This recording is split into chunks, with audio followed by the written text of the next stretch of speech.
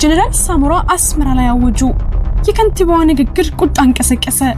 የኢራን ጦርነት ተጀመረ። ትራምፕ ፈረሙ። ሰበር ዜና። የአስመራው ቤተመንግስት በድንጋጤ ተናወጠ። የሻዕቢያን አከርካሪ የሰበሩት ዝነኛው ጀነራል ሳሞራ የኑስ ለዳግማዊ ዘመቻ ወደ መከላከያ መመለሳቸው ተሰማ። ጀነራሉ አሁን አሰብ ላይ ደርሶ የሚመለስ ሰራዊት የለም፣ አስመራን ሳንቆጣጠር አናቆምም ሲሉ ለኢሳያስ አፈወርቂ የመጨረሻውን መርዶ አድተዋል። መከላከያ በወደቡ ጉዳይ ቆምጠጥ ያለ እርምጃ ለመውሰድ የመጨረሻውን የክተት ትዕዛዝ እየጠበቀ ነው።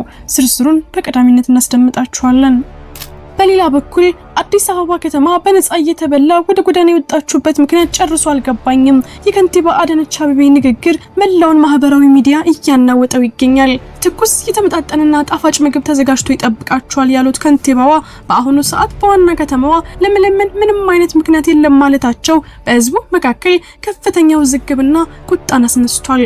ሙሉ መረጃውን ይዘን ቀርበናል።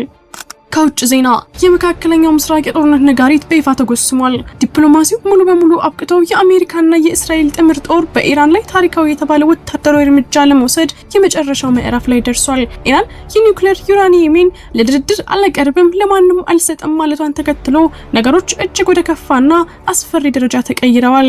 ዝርዝር ዘገባውን ይዘናል። አብራችሁን ቆዩ። ሰላም ውድ ቤተሰቦች እንደምን አላችሁ?